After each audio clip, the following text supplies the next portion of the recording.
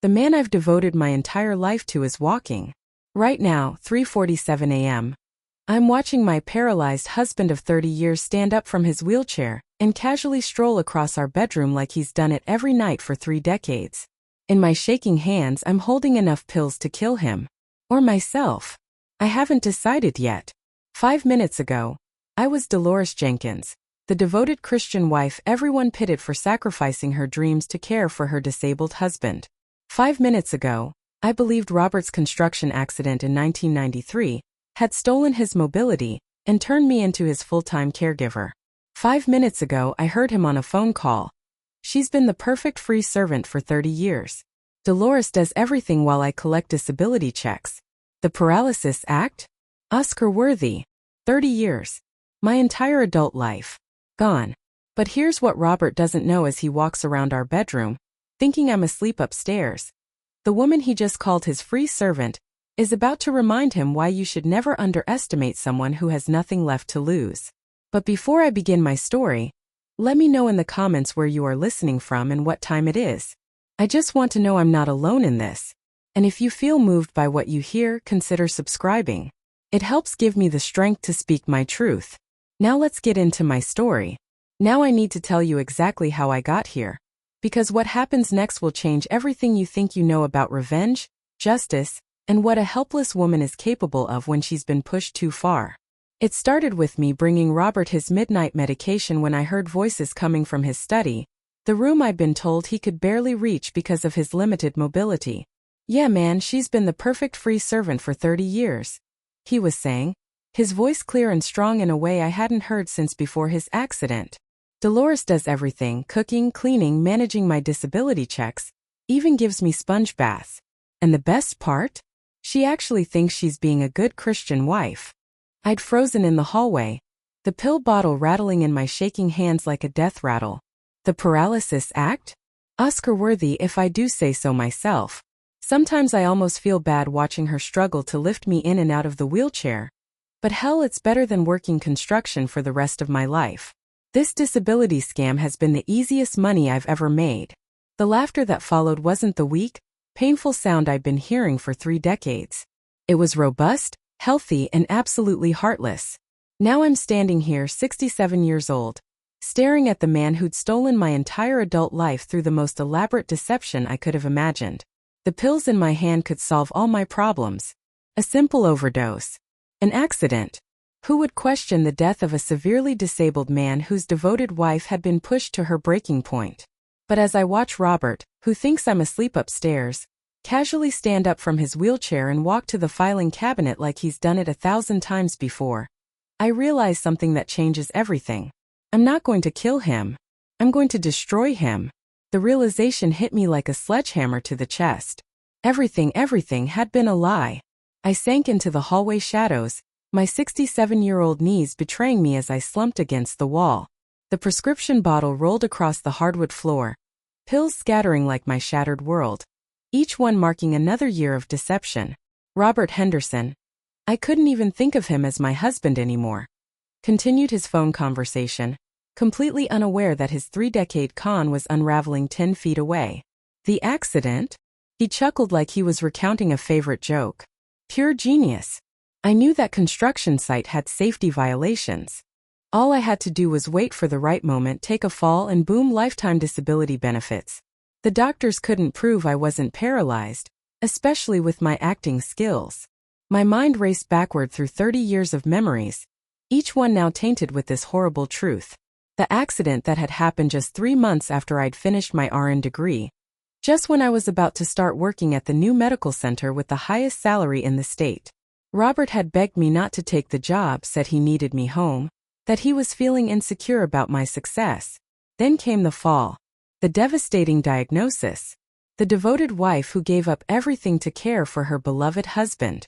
"You should see the medical records I've built up," Robert continued, and I could hear him shuffling papers. 30 years of doctor visits, physical therapy sessions, specialist consultations. I've got a paper trail that would convince God himself that I can't feel anything below my waist. I thought about all the times I'd watched him struggle with basic tasks, my heart breaking for his loss of independence. The specialized bathroom equipment I'd installed with my own hands. The wheelchair ramps I'd had built with my inheritance money. The thousands of dollars spent on mobility aids and medical supplies that he never actually needed. The intimate moments when I'd helped him with the most personal care, believing I was maintaining his dignity while managing his disabilities. The sponge baths where I'd carefully washed legs that could feel every touch. The catheter care that was completely unnecessary. The physical therapy exercises I performed on his lifeless legs every single day for 30 years. Legs that walked perfectly fine when I wasn't watching. My stomach lurched. Every tender moment of care had been a performance for his benefit while I remained completely unaware. I was the unwitting star of his private theater. The best part.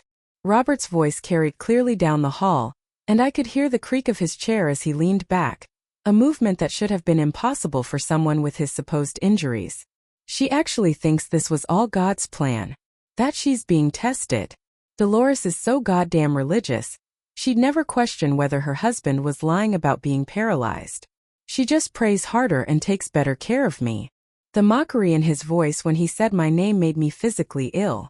This man had watched me sacrifice my dreams, my career, my youth, my health, all while knowing he was perfectly capable of caring for himself.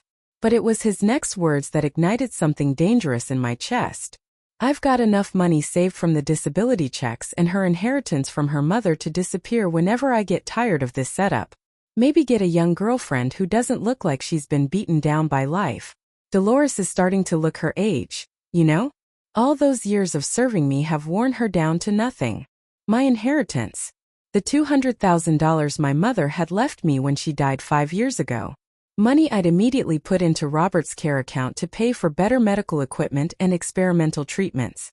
Money I thought I was using to help my suffering husband. I pressed my hand against my mouth to stop the scream building in my throat. 30 years. 30 years of my life, stolen by a man who viewed me as nothing more than free labor, and a source of funding for his elaborate scam. The phone conversation ended, and I heard Robert's footsteps. Strong, steady footsteps that sounded nothing like the shuffling gait of someone with mobility issues, moving around the study. I forced myself to crawl backward toward the stairs, my mind spinning with the magnitude of his betrayal. As I reached the staircase, I heard something that stopped my heart. The sound of Robert's wheelchair rolling across the hardwood floor. Even in his private moments, even when he thought I was asleep, he was maintaining the charade. The level of calculation required for this deception was staggering. I made it back to our bedroom, the bedroom where I'd slept on a cot for 30 years because Robert claimed he needed the entire bed for his medical equipment. The bedroom where I'd listened to him cry about his lost mobility, while planning his next doctor's appointment to extend his fraudulent benefits. The bedroom where I'd prayed every night for God to give me strength to be a better caregiver, never knowing I was praying for strength to enable my own exploitation. Sitting on my narrow cot in the darkness, I realized that the woman who'd climbed these stairs an hour ago no longer existed. Dolores Jenkins, the devoted wife and caregiver, had died in that hallway listening to her husband's casual cruelty. What remained was someone harder. Someone who'd been forged by 30 years of sacrifice and shaped by the white-hot fury of ultimate betrayal. Someone who was about to remind Robert Henderson that he'd made a critical error in his perfect con. He'd underestimated the woman he'd been systematically destroying for 3 decades. What Robert didn't know, what he'd never bothered to learn about the woman he'd been using for 30 years, was that Dolores Jenkins had once been Dolores Washington, the daughter of a woman who'd survived things that would have broken most people. My mother, Ruby Washington, didn't just help abused women escape. She was a master strategist who could read people like medical charts. Every lie, every tell, every weakness laid bare with surgical precision. When you grow up watching your mama spot a dangerous man from 3 rooms away, you learn that survival isn't about being the strongest person in the room. It's about being the smartest. Baby girl, she used to say while teaching me to braid hair in our kitchen, her fingers working with the same methodical precision she used for everything. A soft voice and gentle hands can get you closer to the truth than any badge or gun. But you better know what to do with that truth once you find it. Those lessons had made me one of the top nursing students in my class, but more than that, they taught me patience. The kind of bone-deep patience that could watch a man lie for 30 years while cataloging every inconsistency, every slip, every moment when his mask cracked just enough to reveal the predator underneath. Sitting on my cot in the pre-dawn darkness, I felt those old instincts awakening like a muscle that had been dormant too long. The careful, methodical mind that had once earned me a full scholarship to nursing school. The strategic thinking that had helped me recognize manipulation tactics even when my heart wanted to believe them. The absolute stillness that came from finally understanding I'd been playing chess with someone who thought we were playing checkers. I began to remember details I'd filed away over the years, not dismissed, but carefully stored like evidence in a case I didn't know I was building. The way Robert's paralyzed legs maintained perfect muscle tone despite 30 years of supposed inactivity. How muscles should have atrophied completely, but his remained firm and responsive during physical therapy. The medication bottles that never seemed to empty at the rate they should if he was actually taking the prescribed doses. The insurance paperwork that required my signature but that Robert always filled out himself, claiming he needed to maintain some independence. Most telling of all, the phone calls. 30 years of conversations that stopped the moment I entered the room, explained away as discussions with doctors or insurance companies. But now I remembered the tone. Not the helpless confusion of a disabled man trying to navigate medical bureaucracy, but the confident authority of someone conducting business. My nursing training had caught every one of these inconsistencies, but my love for my husband had created explanations.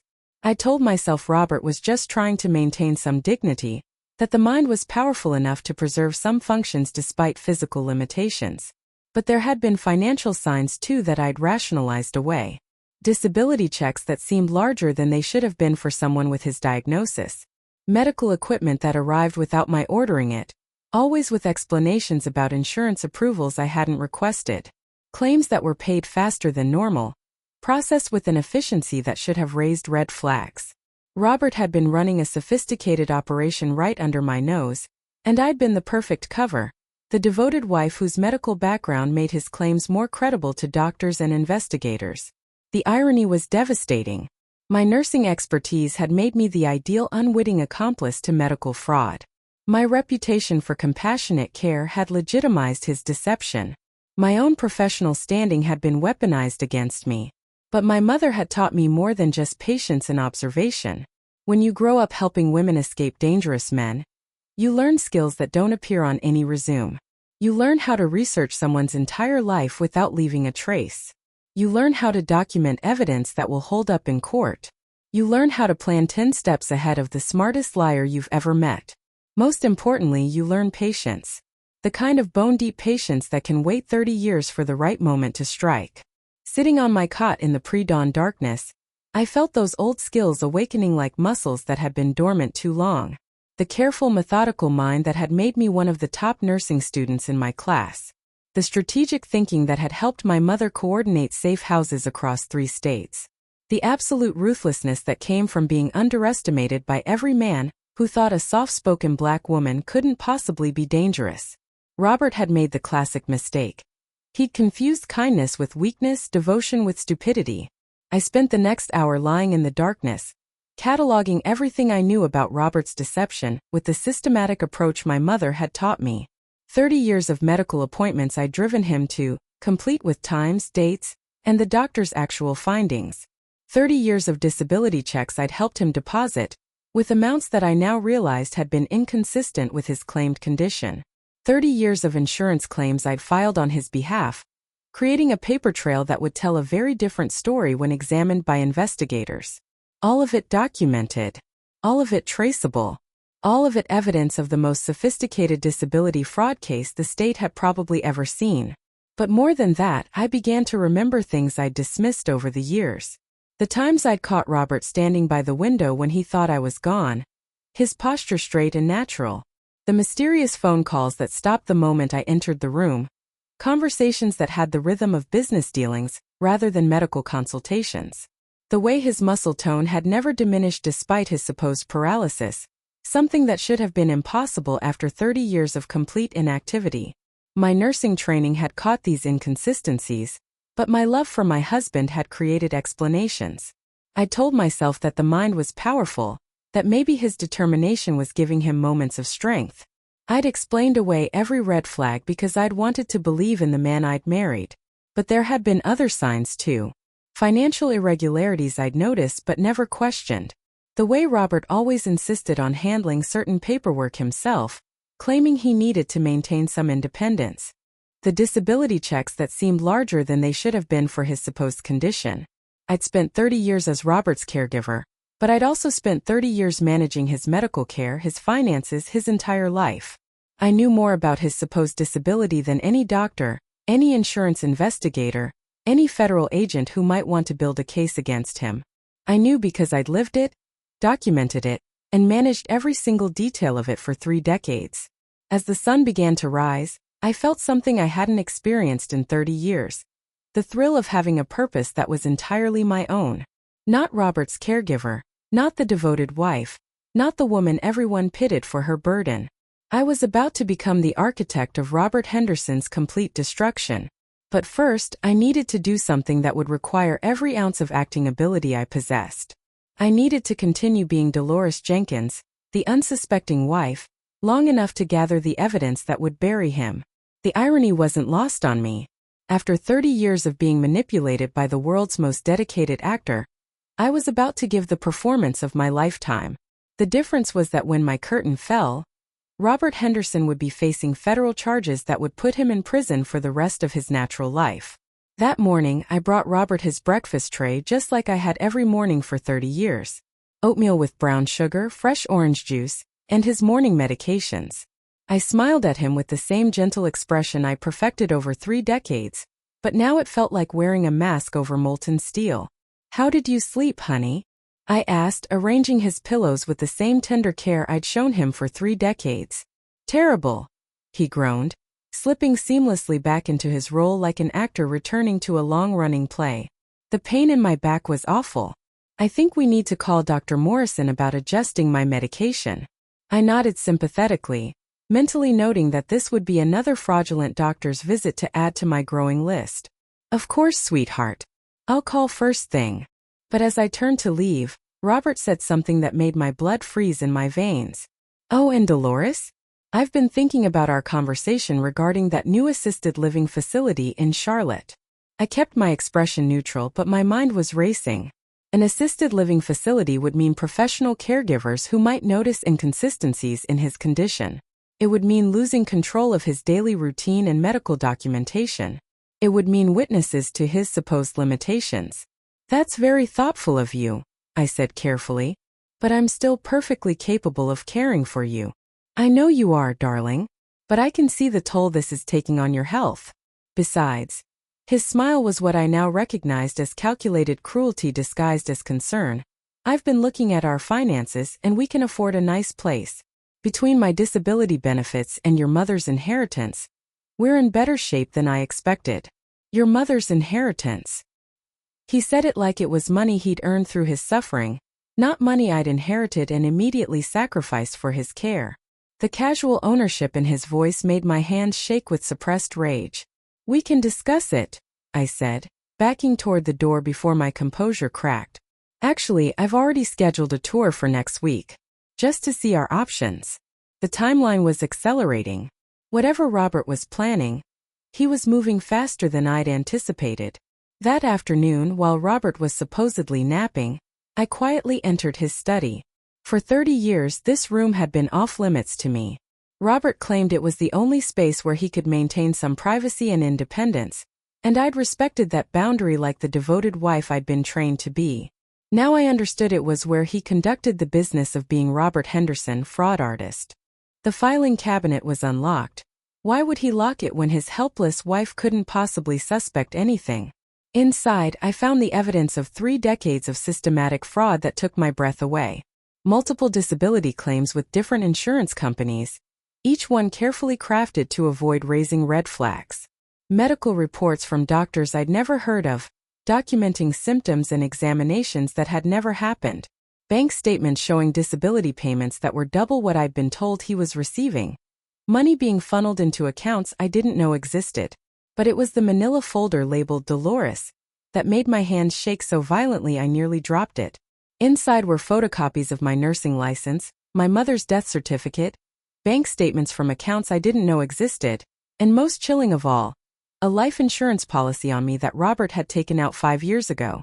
The beneficiary amount was $500,000.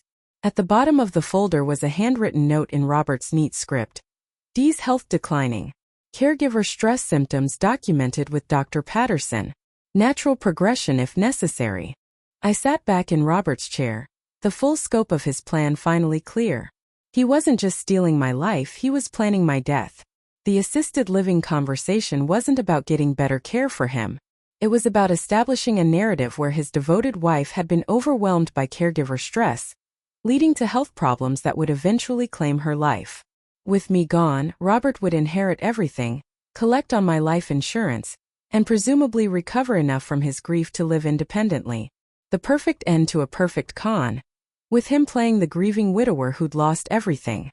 But there was more. Hidden in the back of the filing cabinet, I found correspondence with someone named Marcus Webb. The letters were coded, but the meaning was clear. Robert wasn't working alone. This was part of a larger network of people running similar scams across multiple states. One letter mentioned the nurse situation in Atlanta and the teacher case in Birmingham. Robert was part of an organized group targeting professional women, particularly those in caregiving professions, for long-term fraud schemes. They were systematically destroying women's lives for profit. I photographed everything with my phone, my nursing training keeping me calm and methodical, even as my world continued to collapse. Each document was another nail in Robert's coffin, but more importantly, each document represented another woman whose life had been stolen by these predators. This wasn't just about Robert anymore. This was about stopping a criminal enterprise that had been destroying women's lives for decades. As I carefully returned everything to its original position, I heard Robert's wheelchair rolling down the hallway. I slipped out of the study and into the kitchen, beginning preparations for his lunch as if nothing had happened, my heart pounding with the adrenaline of discovery. "Dolores," Robert called. "Could you help me with something?" I found him in the living room, supposedly struggling to reach a book on a high shelf. I grabbed the book and handed it to him, watching as he accepted it with hands that should have had no sensation if his paralysis was real. "Thank you, darling," he said. "What would I do without you?" "I hope you never have to find out," I replied, meaning every word in a way he couldn't possibly understand. That evening, as I prepared his dinner, I made a decision that would change everything. I wasn't just going to expose Robert's fraud. I was going to dismantle the entire network of predators who had made careers out of destroying women like me. But first, I needed help from someone who would understand the scope of what I'd discovered. Someone with the resources and authority to ensure that Robert and his associates faced real consequences. I needed to call my old friend Detective Maria Santos, who'd worked with my mother years ago helping women escape dangerous situations. Maria now headed the Fraud Investigation Unit for the State Attorney General's office. It was time to remind Robert Henderson that he'd made a fatal error in judgment. He'd spent 30 years underestimating Dolores Jenkins. Now he was about to meet the woman I'd been before he tried to erase her. The next morning, I did something I hadn't done in 30 years. I left the house without asking Robert's permission or arranging for backup care. "I'm going to the grocery store," I announced as I had thousands of times before. "Take your time, darling," Robert replied from his wheelchair, not knowing this would be the last time he'd dismiss me so casually. Instead of the grocery store, I drove to the State Attorney General's office in Charlotte. Detective Maria Santos was now Lieutenant Santos, and when I walked into her office carrying a flash drive and 30 years of suppressed fury, she knew immediately that something had changed. "Dolores Washington," she said, using my maiden name as she embraced me. "I heard you've been caring for your husband all these years. What brings you here?" I handed her the flash drive containing photographs of every document I'd found in Robert's study. "I need to report the largest disability fraud case you've ever seen." For the next 3 hours, I laid out Robert's 30-year deception with the methodical precision of the trained nurse I'd once been. Maria listened with growing amazement and fury as I detailed not just Robert's individual fraud, but the evidence of the larger network targeting professional women. "This is massive," Maria said, reviewing the photographs on her computer screen. "We're talking about federal charges, mail fraud, wire fraud, conspiracy, insurance fraud. This Marcus Webb character appears to be running a sophisticated operation across multiple states." "There's more," I said, pulling out a handwritten timeline I'd prepared. I believe they're planning to escalate their operations. Based on what I found, they've moved from simple disability fraud to more permanent solutions. I showed her the life insurance policy and the doctor's notes about my declining health. Maria's expression darkened. They're planning to kill you. Eventually. But first, they want to move me to an assisted living facility, where they can better control the narrative of my health decline. We need to move fast, Maria said. But we also need to be careful. If we spook them, they could disappear or accelerate their timeline. I have a plan, I said. But it's going to require me to continue living with Robert while wearing a wire and gathering additional evidence. Maria shook her head immediately. Absolutely not. This man has been planning your murder. We're not putting you back in that house. You don't understand, I said firmly, channeling the authority I'd learned from my mother. Robert thinks he's broken me down over 30 years. He thinks I'm a helpless, devoted wife who would never suspect him of anything. That gives me an advantage no undercover agent could have. It's too dangerous. Lieutenant Santos, I said, my voice carrying the steel my mother had taught me to hide beneath silk. How many other women are currently being victimized by this network? How many more will be targeted if we don't gather enough evidence to bring down the entire operation? She was quiet for a long moment, weighing the risks against the potential to save other victims. What did you have in mind? Over the next hour, we designed an operation that would require me to be the best actress of my life. I would return home and continue playing the role of unsuspecting wife while gathering evidence on Robert's network. The Attorney General's office would coordinate with federal agents to build cases against the entire organization. But the key to everything was that Robert could never suspect I knew the truth. There's one more thing, I said as we finished planning. I want to be there when you arrest him. I want to see his face when he realizes that his free servant has destroyed his entire world. Maria smiled grimly. That can be arranged. I returned home that afternoon to find Robert exactly where I'd left him, reading in his wheelchair by the window. The sight of him pretending to be helpless now filled me with cold fury instead of compassion. How was the grocery store? He asked without looking up from his book. Fine, I replied. I ran into Margaret Patterson at the store. She mentioned that Dr. Patterson is looking for patient volunteers for a new study on long-term disability care. This was a test. Dr. Patterson was the physician mentioned in Robert's notes about my declining health. If Robert reacted to the name, it would confirm he was working with the doctor. Dr. Patterson? Robert's head snapped up, and for just a moment, I saw the calculating look cross his face before he composed himself. What kind of study? Something about caregiver stress and its impact on family health outcomes, I said casually. She thought I might be a good candidate since I've been caring for you for so long. I watched Robert's face carefully. For just a moment, his expression shifted to something calculating before he returned to his concerned husband mask. That sounds interesting, he said. Maybe you should look into it. You have been under a lot of stress lately. Do you think so? I asked, playing into his narrative. Oh, darling, I can see it. You're not sleeping well. You seem distracted lately. I worry about the toll my condition is taking on your health. Every word was a nail in his coffin. He was actively encouraging me to participate in what I now knew was part of his plan to document my health decline. Maybe I'll call Dr. Patterson tomorrow, I said. That's a wonderful idea. That night, I lay on my cot listening to Robert's supposedly restless sleep, knowing that any sound he made was part of his performance. The man who'd stolen 30 years of my life was sleeping peacefully 3 feet away, dreaming of the money he'd make from my death. But what Robert didn't know was that every conversation from now on was being recorded by federal agents. Every phone call he made was being monitored. Every move he made was being documented by the same government systems he'd been defrauding for 3 decades. The hunter had become the hunted. And the woman he'd tried to erase was about to emerge from the shadows to claim her revenge. 3 weeks later, I was sitting in Dr. Patterson's office, wearing a wire and playing the role of the overwhelmed caregiver to perfection.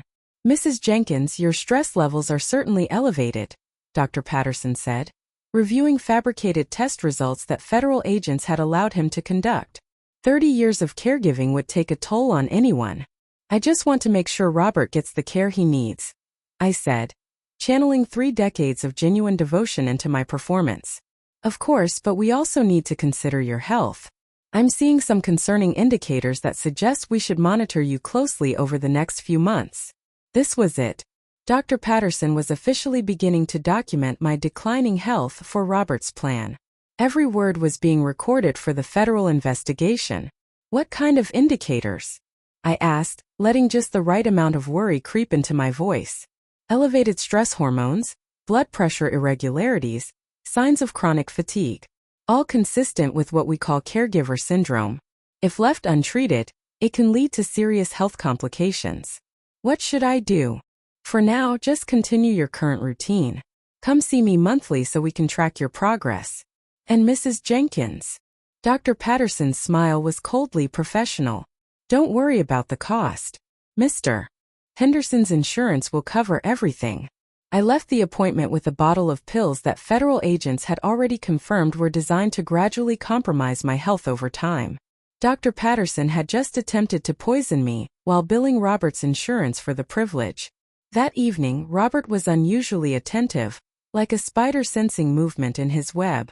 How did your appointment go? He asked as I prepared his dinner. Dr. Patterson says I'm showing signs of stress, I replied. He gave me some medication to help. That's wonderful, darling. You've been pushing yourself too hard for too long. I watched him struggle to contain his satisfaction.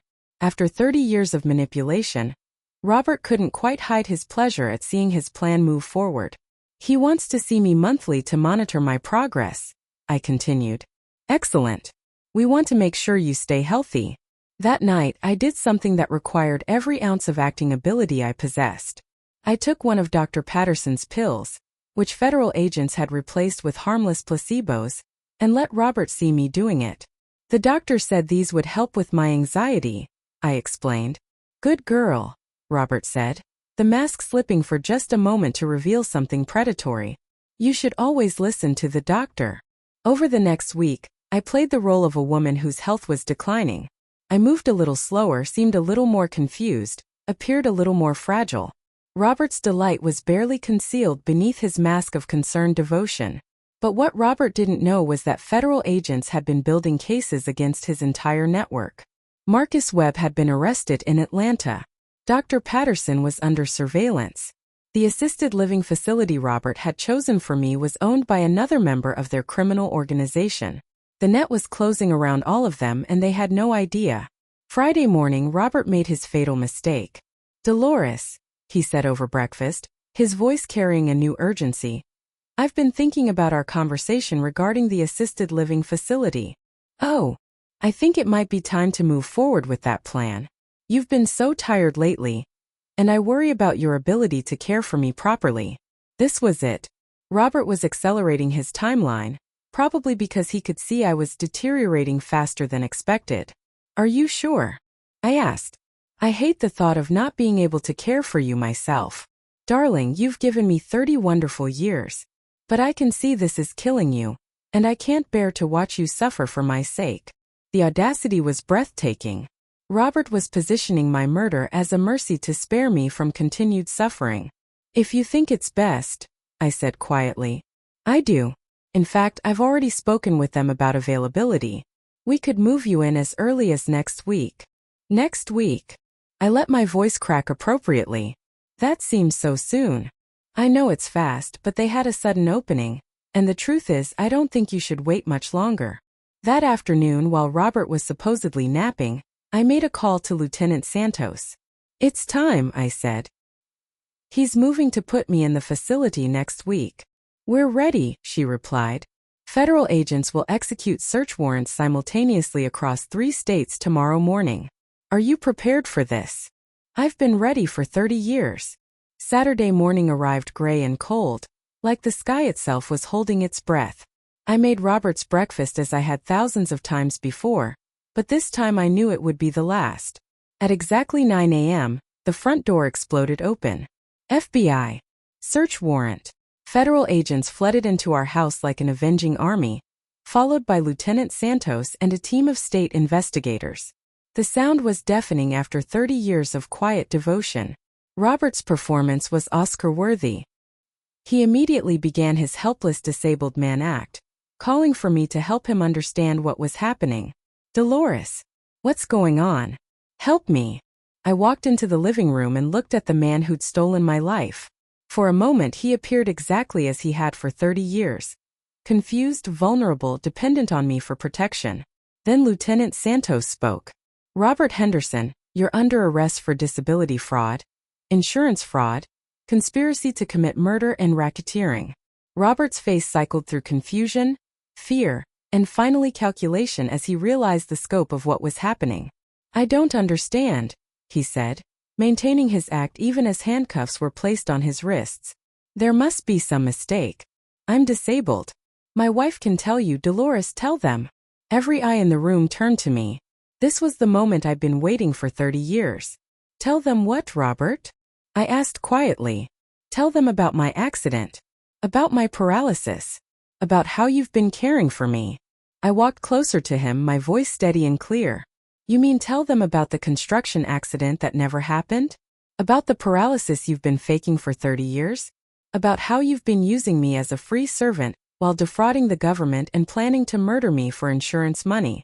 The color drained from Robert's face like someone had pulled a plug. What are you talking about?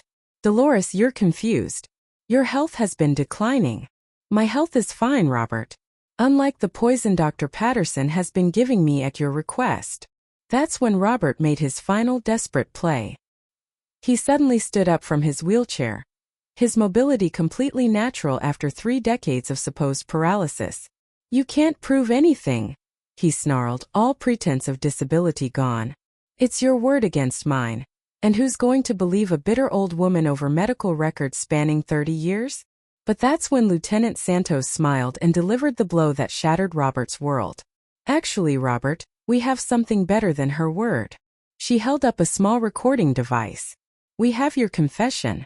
From 3 weeks ago when you thought Dolores was asleep upstairs. Robert's face went white as fresh snow. That's impossible. You can't record someone in their own home without their consent? I interrupted. Actually, you can. When that person is planning to murder their spouse. The truth hit Robert like a physical blow. You've been working with them. For 3 weeks, I confirmed. Ever since I heard you call me your free servant and laugh about how easy it's been to steal my life. But then Robert did something that surprised everyone in the room. He started laughing. Not the bitter laughter of a defeated man, but genuine amusement that sent chills down my spine. You think you've won? He said, looking directly at me with eyes that suddenly seemed far more dangerous than before. Dolores, you sweet, naive woman. You have no idea how deep this goes. Lieutenant Santos stepped forward, her hand moving instinctively toward her weapon. What are you talking about, Henderson? Robert's smile was purely malicious now, the mask of the devoted husband completely discarded. Tell me, Lieutenant, how did you know to investigate Dr. Patterson? How did you know about the assisted living facility? How did you know about Marcus Webb? From the evidence Mrs. Jenkins provided. From evidence she found in my study, Robert interrupted. Evidence I wanted her to find. My blood ran cold as ice water. What?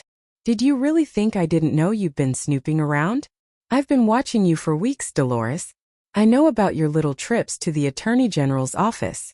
I know about your secret phone calls. The room fell silent except for the sound of my heart pounding like a war drum. You see, Robert continued, there's something you don't understand about the network you think you've uncovered. It's not just a few criminals running disability scams. It's much bigger than that. He looked directly at Lieutenant Santos with something approaching pity. Tell me, Lieutenant, how long have you known Dolores? Since she was a child, Santos replied carefully. And how well did you know her mother, Ruby Washington? I felt the world shifting beneath my feet like an earthquake. What does my mother have to do with this? Everything, Robert said, his voice taking on the tone of someone delivering a killing blow. Your mother's Underground Railroad wasn't just helping women escape abusive situations. It was a money laundering operation for a criminal organization that's been running cons across the South for 50 years. That's a lie, I said, but my voice lacked conviction. Is it? Think about it, Dolores. Where did your mother get the money to help all those women? How did she afford safe houses across 3 states? How did she always know exactly which officials to bribe and which routes were safe? Lieutenant Santos was backing toward the door, her hand now openly resting on her weapon. The beautiful irony, Robert continued, is that you've been part of the organization your entire life without knowing it. Your nursing career, your marriage to me, your mother's inheritance. All of it was orchestrated to put you in the perfect position to be the ultimate inside agent. Inside agent for what? I whispered. For the federal investigation you just helped them build, Robert said. You see, Dolores, you haven't been helping the FBI catch criminals. You've been helping criminals identify federal agents who are getting too close to the truth. The room erupted into chaos as federal agents realized they'd walked into a trap. But Robert wasn't finished. Lieutenant Santos, he called out as agents moved to surround her. Would you like to tell Dolores who you really work for? Or should I explain how you've been feeding information to our organization for 20 years?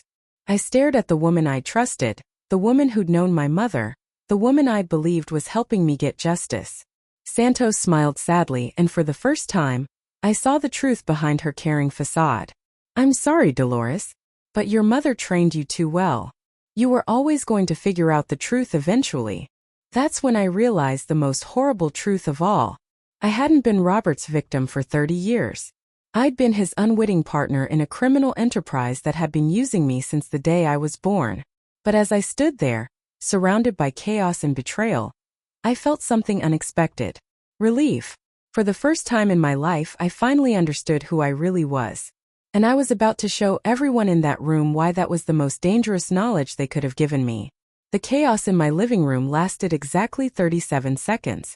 That's how long it took me to process the magnitude of Robert's revelation, understand the scope of the betrayal, and activate the skills my mother had really taught me. While federal agents scrambled to determine who they could trust and Lieutenant Santos reached for her weapon, I did something that froze everyone in place. I started clapping. Slow, deliberate applause that cut through the shouting and confusion like a blade through silk. Brilliant, I said, my voice carrying the authority I'd inherited from Ruby Washington but had never truly claimed. Absolutely brilliant. Robert, you magnificent bastard, you almost had me believing I was the victim in this story. Robert's triumphant expression faltered like a candle in the wind. What? Did you really think, I continued, walking closer to him with predatory grace, that Ruby Washington's daughter would spend 30 years caring for a man without learning everything there was to know about him? Did you honestly believe I didn't know exactly who I was married to from day one? The room went dead silent. You see, Robert, you made the same mistake everyone makes when they look at a soft-spoken black woman who takes care of people. You assumed I was passive. You assumed I was naive. You assumed I was a victim. I turned to address the room full of federal agents who were now staring at me with growing comprehension and dawning fear. My mother didn't run an underground railroad to help abused women, gentlemen. She ran the most sophisticated money laundering and identity relocation service in the Southeast. She taught me how to disappear people, how to create new identities, how to move money without leaving traces. But more importantly, I continued, she taught me how to identify every single person involved in a criminal organization by being patient enough to let them reveal themselves. I pulled out my phone and showed them the screen, a recording app that had been running for the past hour. Robert, did you really think I only started recording you 3 weeks ago? I've been documenting your every move for 30 years. Every fraudulent doctor's visit, every fake insurance claim, every conversation with your network. Robert's face had gone ashen. That's impossible. Is it? Who do you think has been feeding information to the FBI about your organization for the past decade? Who do you think identified Marcus Webb? Who do you think provided the evidence that allowed them to infiltrate Dr. Patterson's operation? I turned to Lieutenant Santos, who was now staring at me with something approaching terror. And Maria, did you really think I didn't know you were feeding information to Robert's organization? I've known since the day I walked into your office. Why do you think I gave you false information about my timeline and my evidence? The truth was crystallizing in the room like pieces of a puzzle falling into place. You see, everyone here made the same fundamental error. You all thought Dolores Jenkins was a victim. But Dolores Jenkins doesn't exist. She never did. I walked to the center of the room, commanding the attention of every person present. My name is Dolores Washington, and I am a federal agent. I have been undercover for 30 years, building the most comprehensive case against organized fraud networks in U.S. history. I pulled out my badge, real FBI credentials that I'd carried hidden for 3 decades. Robert, you didn't marry a nurse who gave up her career to care for you. You married an FBI agent who was assigned to monitor and ultimately destroy your criminal organization. The accident that left you paralyzed? That was me making sure you stayed in one place long enough for us to map your entire network. Robert's legs gave out, and he collapsed back into his wheelchair. This time, his helplessness was genuine. 30 years, I continued. 30 years of documenting every crime, every conspiracy, every murder plot. 30 years of identifying every member of your organization, every corrupt official, every fake medical facility.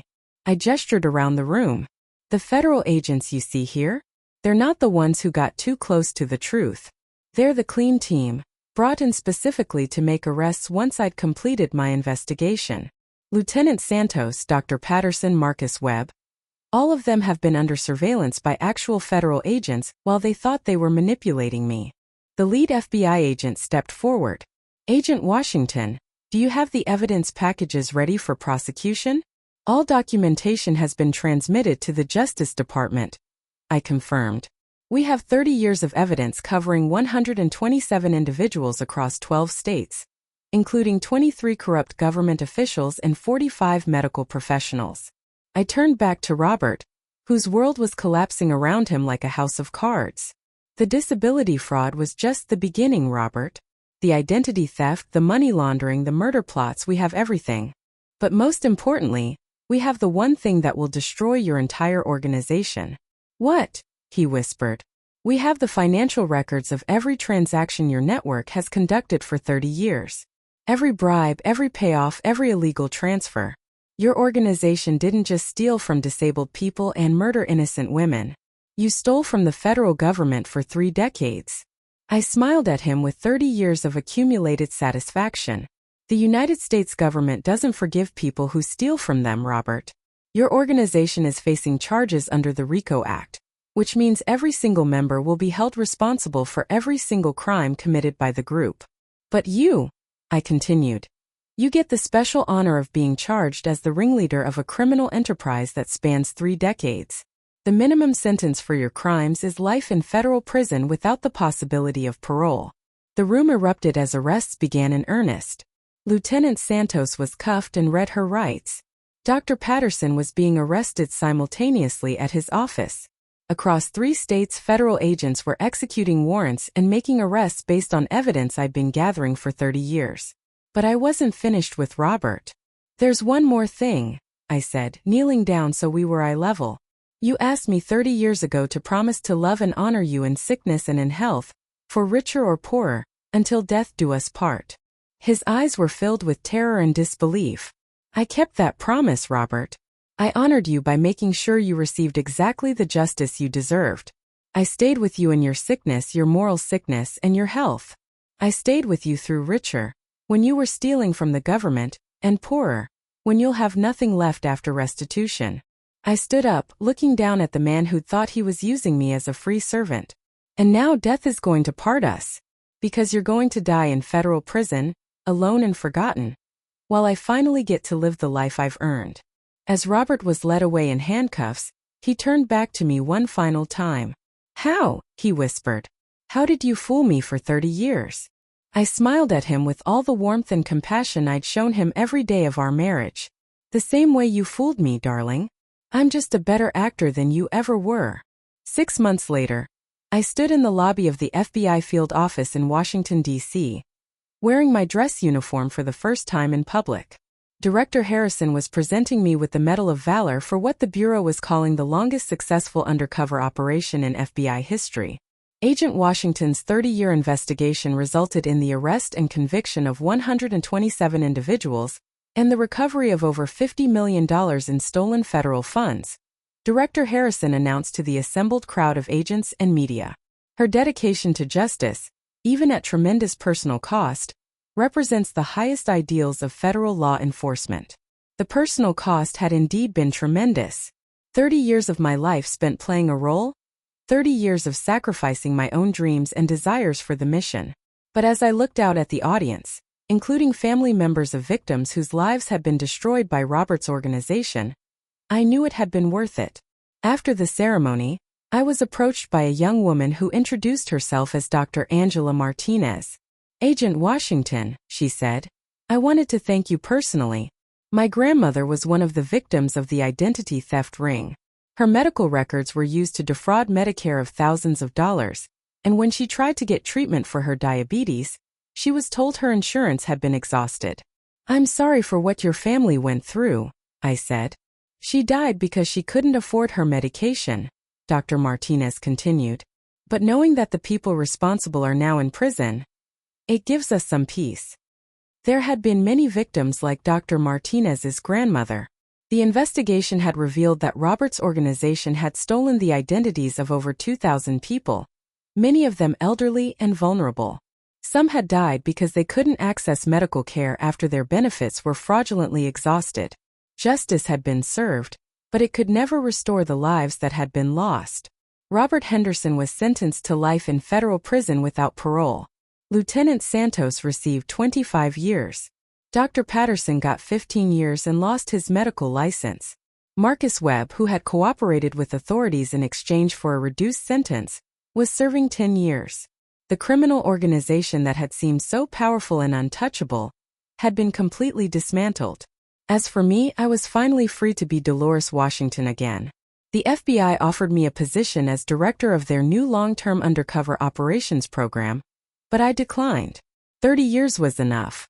Instead, I used my mother's real inheritance, money that had been held in trust by the federal government during my undercover operation, to establish a foundation providing support for victims of fraud and identity theft. I bought a small house in the mountains of North Carolina, far from the memories of my life as Dolores Jenkins. I planted a garden, adopted 2 rescue dogs, and learned how to live for myself instead of maintaining a cover identity. Sometimes people ask me if I regret the 30 years I lost playing the role of devoted wife to a criminal. The answer is complicated. I regret that Robert's victims had to suffer while we built our case. I regret the personal relationships I could never form because of my cover identity. I regret the children I never had because they would have compromised the mission. But I don't regret bringing down an organization that had been destroying lives for decades. I don't regret ensuring that Robert Henderson and his associates will never hurt anyone again. And I don't regret proving that a soft-spoken black woman can be the most dangerous person in any room, precisely because everyone underestimates her. My mother used to say that the most powerful weapon in the world was being underestimated by your enemies. She taught me that lesson early, and I spent 30 years putting it to use. The woman Robert thought was his free servant had actually been his judge, jury, and executioner. Justice, it turns out, can be very patient. But when it finally arrives, it's absolute.